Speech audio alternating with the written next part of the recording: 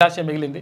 అనారా అని చెప్పేసి ఒక ఫిలిం ఉంటే ధనవంతుడికి ఒక వేశ్యకి జరుగుతున్న సంభాషణను సినిమా తీస్తే 5 ఆస్కార్ అవార్డుల పండవండి. ఒక 23 సంవత్సరాల వేశ్య ఎవరైతే ఉంటారో ఆ వేశ్యకు సంబంధించినటువంటి ఆ చుట్టూ తిరిగేటువంటి కథాంశంతో తెరకెక్కినటువంటి సినిమా అనారా.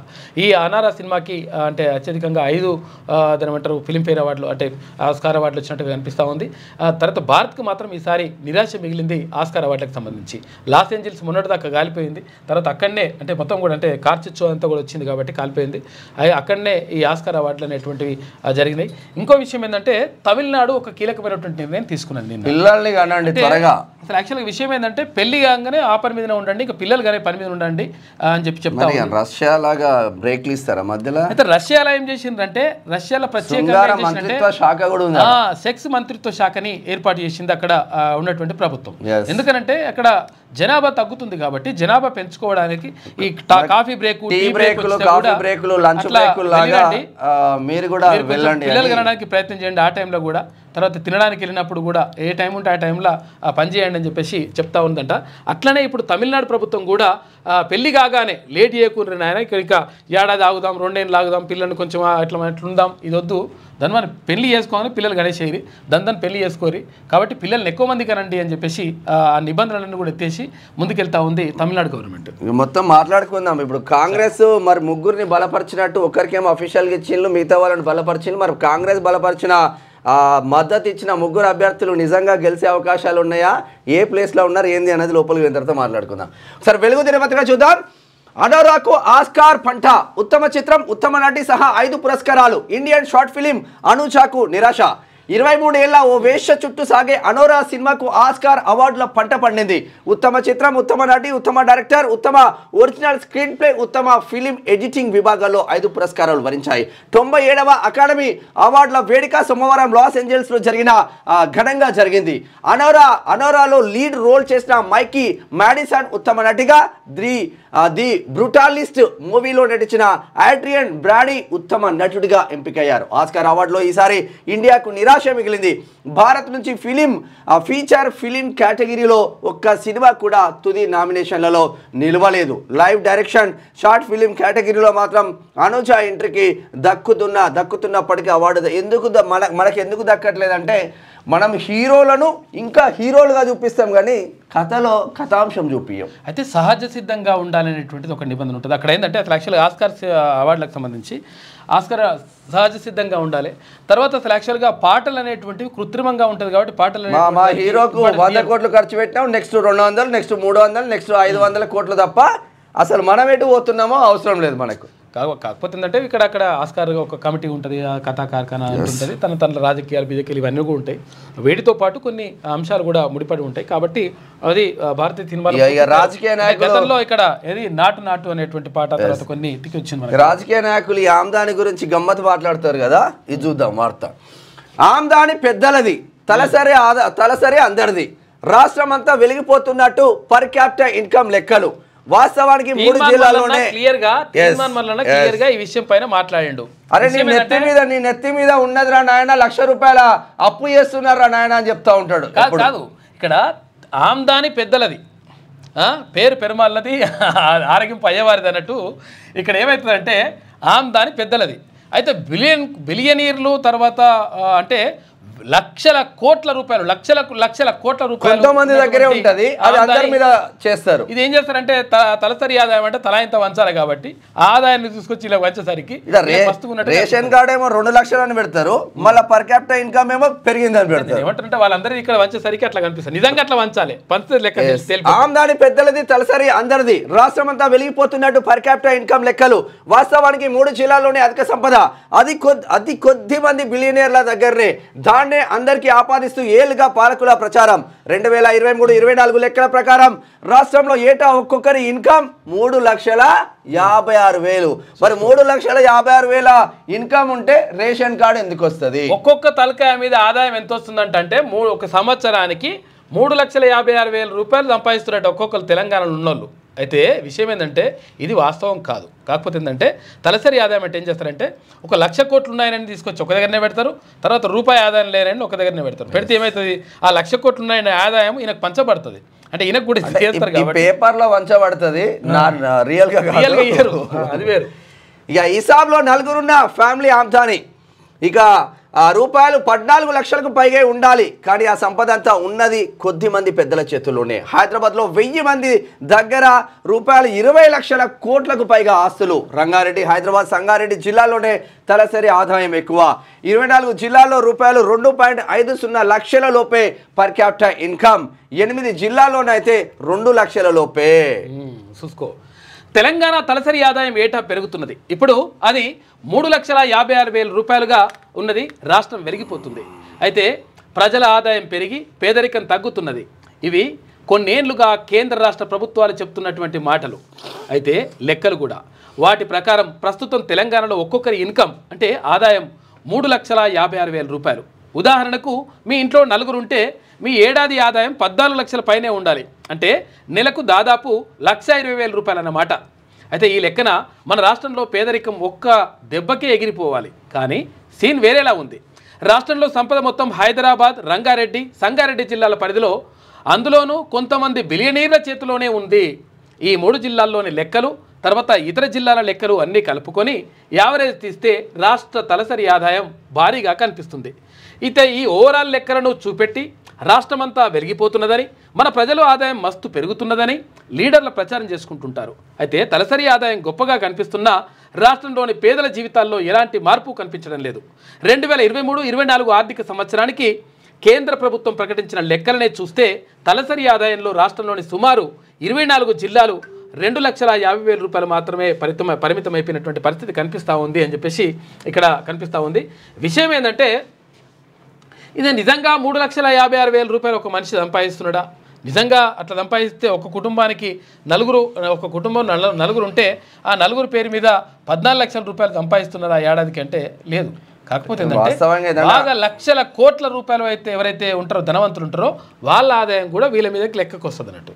దాంతో వీళ్ళు పెరిగినట్టుగా వాళ్ళ తగ్గినట్టుగా అందరికి సమానం అన్నట్టుగా అనిపిస్తుంది అనమాట. లెక్కలలో సమానం ఉంటుంది కానీ వాస్తవానికి సమానం. పేదోడు కాడే ఉన్నాడు, ఉన్నోడు ఇంకా ఉన్నత స్థితిలో ఉన్నారు. ఇక తలసరి ఆదాయం అత్యధికంగా ఉన్న జిల్లాలు 2022-23 ప్రకారం రంగారెడ్డి 9,54,949తో ఉంటే, హైదరాబాద్ 4,97,854తో ఉంటే, సంగారెడ్డి 3,21,799తో ఉంటే, మేడ్చల్ 2,95,214తో ఉన్నది. నల్లగొండ 2,62,619తో ఉన్నది. ఇక హురున్ రిచెస్ట్ ఇండియా లిస్టులో హైదరాబాద్లో ఉన్నారంట. హైదరాబాద్లో ఎవరు ఉన్నారో చూడండి ఒకసారి. ఎందుకంటే ఎట్లా ఆదాయం మనం పెరిగినట్టు కనిపిస్తుంది, అట్లా ఎందుకు అట్లా పెరిగినట్టుగా కనిపిస్తుంది. ఇక్కడ లెక్కలంతే. ఇప్పుడు కేసీఆర్ ఏమన్నాడు గతంలో, ఇప్పుడు ఎవరైనా ముఖ్యమంత్రి ఎవరున్నా తర్వాత ప్రధానమంత్రి ఎవరున్నా కానీ ఏం చెప్తారంటే, మన తలసరి ఆదాయం బాగా పెరిగిపోతుంది అంటే మనం పెరిగిపోతుంది, ఆదాయం పెరుగుతలేదేమో ఇలా పెరుగుతుంది అని చెప్పేసి అంటారు. ఎడ పెరుగుతుందిరా నాయన అని చెప్పేసి చాలామంది డౌట్ అర్థం కాదు. కాకపోతే ఏంటంటే పెరిగేది ఏంటంటే పెరిగేటోళ్ళదే పెరుగుతుంది. తర్వాత ఇక్కడ మాత్రం ఎట్లున్న జీవితాలే అట్లనే ఉంటాయి. కాకపోతే ఏంటంటే పెరిగినట్టుగా చూపిస్తారు, లెక్కలు మాత్రమే కనిపిస్తాయి. ఇక్కడ ఈ లిస్టు ప్రకారం ఏముందంటే మురళీ దివి ఫార్మా ఇక్కడ ఉంది కదా, ఏది చౌటుప్పల్ దగ్గర ప్రజల జీవితాలతో ఆడుకున్నటువంటి దివి ఉంది కదా, ఆ ఫార్మా అది 76,100 కోట్ల రూపాయలు ఒక ఆయనకే ఉన్నాయట, ఈ మురళీ దివి అంట ఆయనకు. ఇక పిచ్చిరెడ్డి మెగా కన్స్ట్రక్షన్ ఆయనకు ఎంత 54,800 కోట్ల రూపాయలు ఒక ఆయన పేరు మీద ఉన్నాయి, ఒక ఆయన ఆస్తి అది. ఇక పివి కృష్ణారెడ్డి మెగా కన్స్ట్రక్షన్స్ ఇవి 52,700 కోట్ల రూపాయలు ఉన్నాయి. ఇక పార్థసారథి రెడ్డి ఏది హెట్రో కదా, హెట్రో ఫార్మాకి సంబంధించి 29,900 కోట్ల రూపాయలు ఉన్నాయి. ఈ ఫార్మాలు వీళ్ళ దగ్గరనే లక్షల కోట్ల రూపాయలు, 1 2 3 4 ఈ నలుగురు దగ్గరనే కొన్ని లక్షల కోట్ల రూపాయలు వీళ్ళ దగ్గరనే ఉన్నాయి. ఇవన్నీ ఏమైతే అంటే మొత్తం అందరికీ పంచుతారు, అంటే పంచినట్టుగా చూపిస్తారు కాబట్టి ఆటోమేటిక్గా ఈ ఆదాయం అంటే ఏమైతే లక్షల కోట్ల రూపాయలు ఉన్నటువంటి ఈ ఆదాయం అందరికీ పంచబడినట్టుగా, మనకు కూడా అంత ఆదాయం ఉన్నట్టుగా, మన ఏం లేని ఆదాయం కూడా దాని మన మీదకి లేస్తుంది అనమాట. నలుగురు దగ్గరనే 2 లక్షల కోట్లు ఉంటాయి, ఇంకా ఎక్కడికి పోతుంది వ్యవస్థ? 2 లక్షల కోట్ల పైనే ఉంది, అట్లుంటుంది అన్నట్టు లెక్క. కాబట్టి తలసరి ఆదాయం అనేటువంటిది అందరికి తలకాయలకు సమానంగా పంచుతుంది. నిజంగా పంచితే లెక్క బరాబర్ తేలిపోతుంది మరి. అప్పుడు ఇది ఇట్లా ఉంటే మా వాటా తేల్చాకే ఏపీ ప్రాజెక్టులకు పర్మిషన్లు ఇవ్వండి. కృష్ణా జిల్లాలో న్యాయబద్ధమైన వాటా కేటాయించండి. జలశక్తి మంత్రి సిఆర్ పాటిల్కు సీఎం రేవంత్ రెడ్డి వినతి. వాటాకు మించి ఏపీ నీటిని తరలించకుండా చూడండి. టెలిమెట్రీ యంత్రాలు ఏర్పాటు చేయండి. ఆ ఖర్చు మేము భరిస్తాం. మా వాటా జలాలపైనే ప్రాజెక్టులు కట్టుకుంటున్నాం. పాలమూరు, సీతారామ, సమ్మక్క సాగర్ ప్రాజెక్టులకు క్లియరెన్స్లు ఇవ్వండి. తెలంగాణ ప్రాజెక్టులకు ఆర్థిక సాయం అందజేయాలని రిక్వెస్ట్ పెట్టుకున్నారు. వాటా తేల్చిన తర్వాతనే ఏపీ ప్రాజెక్టు పర్మిషన్ ఇవ్వండి. వాళ్ళు ఇష్టం వచ్చినట్టుగా ముబ్బడిగా ప్రాజెక్టులు కట్టుకుంటూ పోతే మా నీళ్ళ వాటా మనకు తేలకపోతే వాళ్ళు ప్రాజెక్టు కడితే మరి నీళ్ళు ఏడికెళ్ళి పోవాలి. కాబట్టి ఇప్పటికే ఎక్కువ నీళ్ళు ఎత్తుకపోయినారు వాళ్ళు. ఆ ఎత్తుకపోయినటువంటి నీళ్ళకు సంబంధించి గతంలో కేసీఆర్ వీళ్ళు సంతకం పెట్టేసినారు. మేము రాంపోం అంటే వాళ్ళు కట్టుకుంటూ పోయినరు. తర్వాత ఇక్కడ రాయలసీమ లిఫ్ట్ ఇరిగేషన్ ప్రాజెక్టు కానీ, తర్వాత ఇక్కడ పోతిరెడ్డిపాడు కానీ, దీంతో మొత్తం కూడా ఇక్కడ కృష్ణా జలాలన్నింటినీ కూడా తరలించకపోతూ ఉన్నారు. కాబట్టి మాకు నష్టం జరుగుతూ ఉంది. కాబట్టి వాళ్ళకు ఒకవేళ ప్రాజెక్టులు కట్టుకోవాలంటే పర్మిషన్ ఇచ్చేటప్పుడు 100% మా వాటా మాకు ఇచ్చిన తర్వాత మీరు ఏమైనా చేసుకోవాలని చెప్పేసి ముఖ్యమంత్రి రేవంత్ రెడ్డి క్లియర్గా కేంద్ర ప్రభుత్వానికి, ఆ తర్వాత జలశక్తి శాఖ మంత్రికి చెప్పడం జరిగింది. కృష్ణా నది జలాల్లో తెలంగాణకు న్యాయబద్ధమైన వాటా కేటాయించాలని జలశక్తి మంత్రి సిఆర్ పాటిల్కు సీఎం రేవంత్ రెడ్డి విజ్ఞప్తి చేశారు. కృష్ణానది పరివాహకంలో సుమారు 70% తెలంగాణలో ఉంటే కేవలం 30% మాత్రమే ఏపీలో ఉన్నందున కృష్ణా జలాల్లో 70% వాటా తెలంగాణ రాష్ట్రానికి కేటాయించాలని కోరారు. గోదావరికి సంబంధించి నికర జలాల్లో తెలంగాణ వాటా తేల్చిన తర్వాతే ఏపీ ప్రాజెక్టులపై నిర్ణయం తీసుకోవాలని తేల్చి చెప్పారు. అయితే సోమవారం ఢిల్లీలో జలశక్తి మంత్రి సిఆర్ పాటిల్తో రాష్ట్ర నీటిపారుదల శాఖ మంత్రి ఉత్తమ్ కుమార్ రెడ్డితో కలిసి సీఎం రేవంత్ రెడ్డి భేటీ అయి మాట్లాడినారు. బనకచర్లపై అభ్యంతరం చెప్పినాం. ఏపీ ఎలాంటి డిపిఆర్ ఇవ్వలేదని కేంద్ర మంత్రి చెప్పారు అంటున్నారు మంత్రి ఉత్తమ్ కుమార్ రెడ్డి. తెలంగాణ నీళ్ల విషయంలో ఏపీకి అడ్డుకట్ట వేయాలని కోరాం. 5 ప్రాజెక్టులకు నిధులు ఇవ్వాలని రిక్వెస్ట్ చేశాం. మేడిగడ్డపై ఎన్డీఏసీఆర్ రిపోర్ట్ త్వరగా ఇవ్వాలని అడిగాం. తెలంగాణ నీటి వాటాలపై కేంద్ర మంత్రి ఎదుట బలంగా వాదించామని వెల్లడి. మరి ఏం వాదించాలో చూడాలిగా. ఇక ట్రంప్ దగ్గరికి పోదా. పుతిన్ కంటే మైగ్రెంట్లే డేంజర్. అమ్మో చూసుకోగా ఎవరంటే వలస వచ్చిన డేంజర్ అట. రష్యా ప్రెసిడెంట్ పుతిన్ గురించి అమెరికన్లు ఆందోళన చెందొద్దని డొనాల్డ్ ట్రంప్ అమెరికా ప్రజలకు సూచించారు. పుతిన్ కంటే అక్రమ వలసదారులే డేంజర్ అని సోషల్ మీడియా ప్లాట్ఫామ్ ట్రూత్ వేదికగా కీలక వ్యాఖ్యలు చేశారు.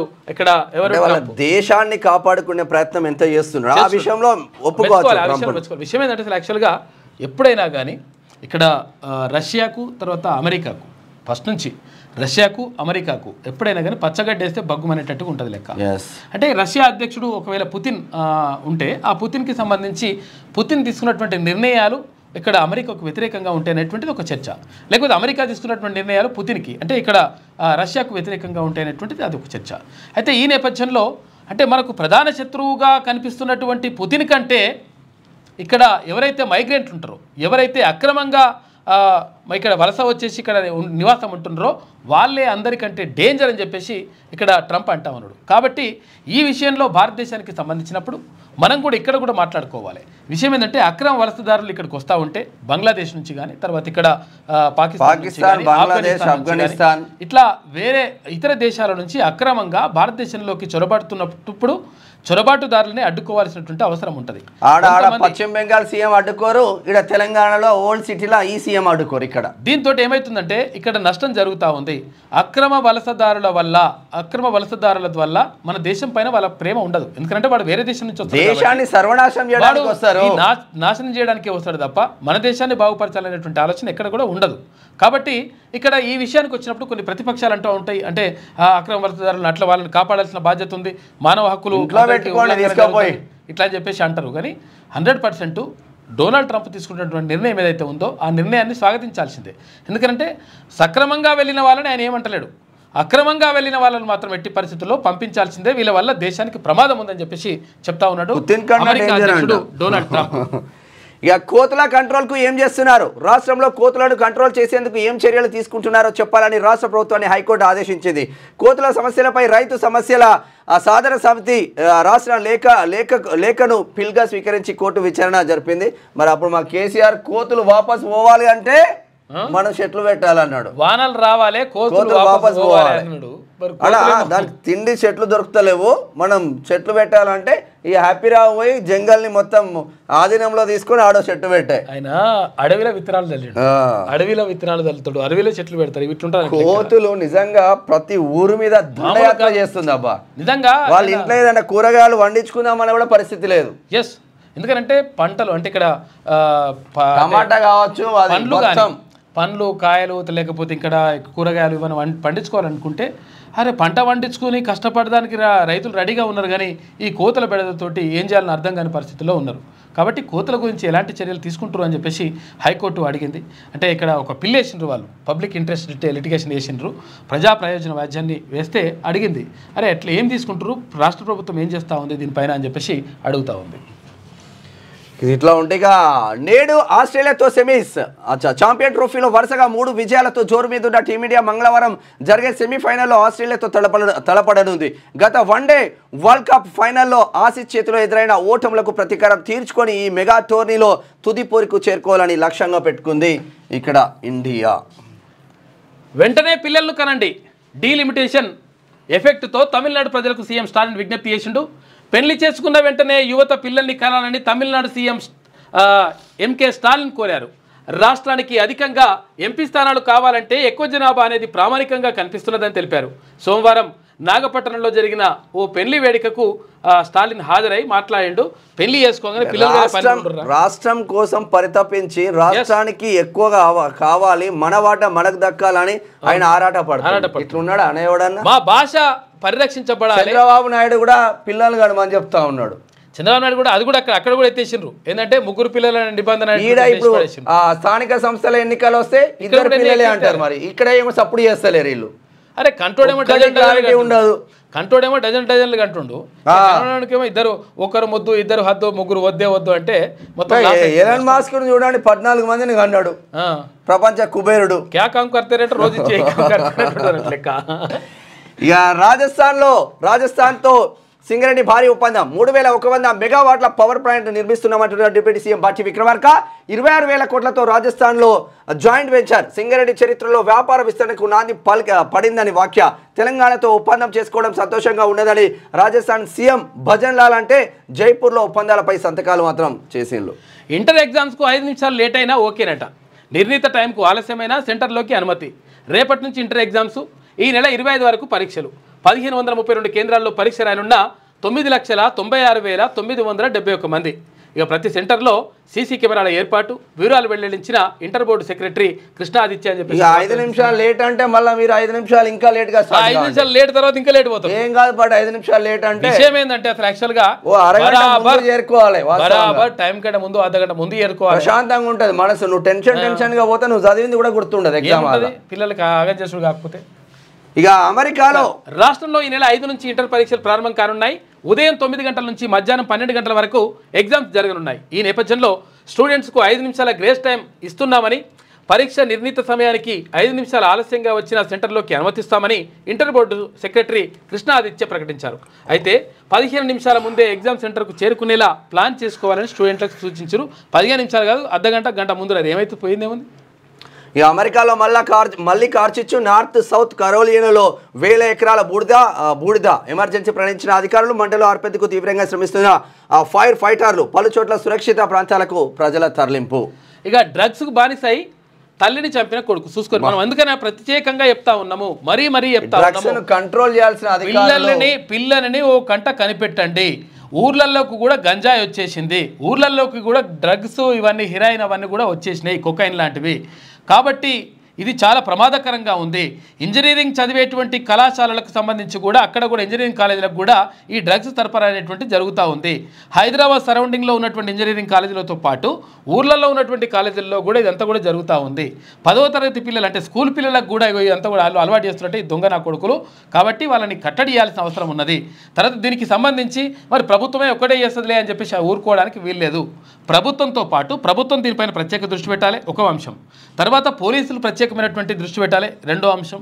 తర్వాత దీనికి ఈ రెండింటికంటే ముఖ్యంగా ప్రధానంగా తల్లిదండ్రులు తమ పిల్లలపైన ప్రత్యేకమైనటువంటి దృష్టి పెట్టాల్సిన అవసరం ఉంటుంది. వాడు పిల్లగాడు ఏం చేస్తున్నాడు, వాడు తింటున్నాడా, ఉంటున్నాడా, మందు తాగుతున్నాడా, సొంత తల్లిని అంటే ఇప్పుడు వానికి ఆలోచన ఉండదు. మనకి తెలియదు విషయం ఏంటంటే వాడు ఏం చేస్తున్నాడు ఆస్తి వంచిస్తావా పంచేవా అని కసా ఏమంటారంటే వాడు ఆలోచనతో ఉండడు కాబట్టి నష్టం జరిగేది మళ్ళీ మీకే జరుగుతుంది ఏమైతుందిలే మా పిల్లగాన్ని ఏమనమంటే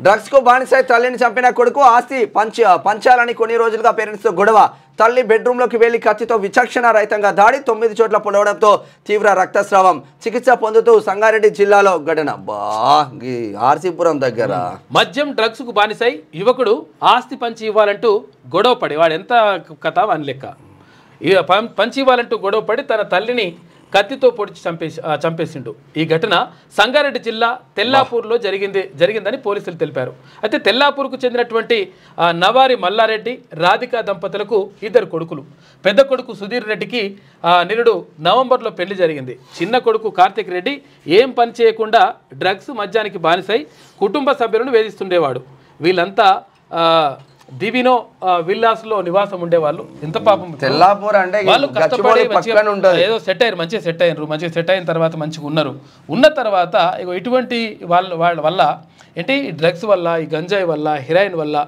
వీటి వల్ల వానికి బానిస అయిపోతే పాపం తల్లిని చంపేసిండు వాడు అటువంటి పరిస్థితి ఉంటుంది కాబట్టి జాగ్రత్తగా ఉండండి ఎట్టి పరిస్థితుల్లో ఈ డ్రగ్స్కి సంబంధించి అంటే మాకు పిల్లగానికి ఏం కాదులే 10వ తరగతి పిల్లలకు కూడా చిన్న పిల్లలకు కూడా ఇదంతా కూడా డ్రగ్స్ అలవాటు చేస్తున్నట్టు కొడుకులు కొంతమంది అయితే విషయం ఏంటంటే ఈ చాక్లెట్లో కూడా గంజాయి చాక్లెట్ అమ్ముతున్నారు వీటన్నిటిని కూడా జాగ్రత్తగా పరిశీలించండి వస్తున్నారట వాడు ఇడ్లు అమ్మడానికి వచ్చేసి ఇడ్లు అమ్ముతూ చేస్తుంటారు ఏ శాఖ పని ఆ శాఖ పర్ఫెక్ట్ గా చేస్తే ఈ తతంగం ఉండదన్న ఈ దరిద్రులు లేదంటే తల్లిదండ్రులు కనిపెట్టాలి కానీ ఈ శాఖలు ఏం చేస్తుంది అంటే విచ్చలవిడి అవినీతికి పాల్పడతా ఉన్నా తప్ప ఎవడు ఎడబోతుంది నాకు పైసలు వస్తాయి చాలు అన్న కాన్సెప్ట్ లోనే ఉన్నారు ఇక్కడ తీర్మానం చూసుకుంటే అప్పుడు ఏమన్నారంట ఓట్లు ప్లీజ్ అనుకుంటూ వచ్చిరట ఇక అడుక్కోవడం మానండి అని చెప్పి మధ్యప్రదేశ్ మంత్రి ఇది ఇట్లా ఉంటే టీచర్ ఎమ్మెల్సీగా మల్కా కుమ్రాన్న శ్రీపాల్ రెడ్డి ఫస్ట్ ప్రయారిటీ ఓట్లతోనే మా కుమ్రయ్య విజయం రెండో ప్రాధాన్యత ఓట్ల లెక్కింపుతో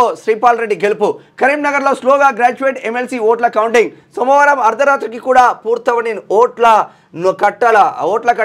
ఓట్లు కట్టలు కట్టడం ఇవాళ ఉదయం వరకే కొనసాగే ఛాన్స్ ఆ తర్వాత లెక్కింపు గ్రాడ్యుయేట్ ఓట్లలో వేలాదిగా ఇన్వాలిడ్ ఓట్లు మాత్రం జరుగుతాయి తర్వాత టీచర్ ఓట్లలో కానీ వేలాదిగా ఇవి చెల్లని ఓట్లు దొరుకుతున్నాయట ఈ చెల్లని ఓట్లు దొరకడానికి కారణం ఏంటి అంటే సరైనటువంటి అవగాహన లేకపోవడం ఒకటి తర్వాత తీర్మానాల విషయంలో మాత్రం అట్లా ఇంకో రకంగా జరిగింది అదేంటంటే అధిక ప్రేమ తోటి ఏం చేసిరంటే జై తీర్మాన్ మల్లన్న లవ్ యూ తీర్మాన్ మల్లన్న ఇక ఏమంటారు ఇట్లా నువ్వు గ్రేట్ అన్న ఇట్లా అని చెప్పేసి టిక్కు ఓటుడు ఇట్లా అని రకరకాలుగా చేసిండ్రు దానివల్ల 28,500 ఓట్లు చెల్లని ఓట్లు అయినాయి అప్పుడు కాబట్టి గ్రాడ్యుయేట్లు దీనిపైన ఎందుకంటే మన ఓటు చాలా విలువైనది అంటే 28,000 ఓట్లు ఒకవేళ అప్పుడు ఆ చెల్లని ఓట్లు కాకుండా ఉండుంటే ఫస్ట్ పిఆర్టీతోటే ఆ తీర్మానం వలన కూడా బయట అంటే ఈజీగా గెలుస్తుంటాయి అయితే కాబట్టి ఓటు చాలా విలువైనది మీరు ఏమైనా రాసుకుంటే ప్రేమలేఖ రాసుకుంటే వేరే రాయరు కానీ ఇగో ఇట్లా రాయకూరు ఇట్లా దీంట్లో రాసి ఇప్పుడు టీచర్ ఎమ్మెల్సీలు 2 గెలిచింది కదా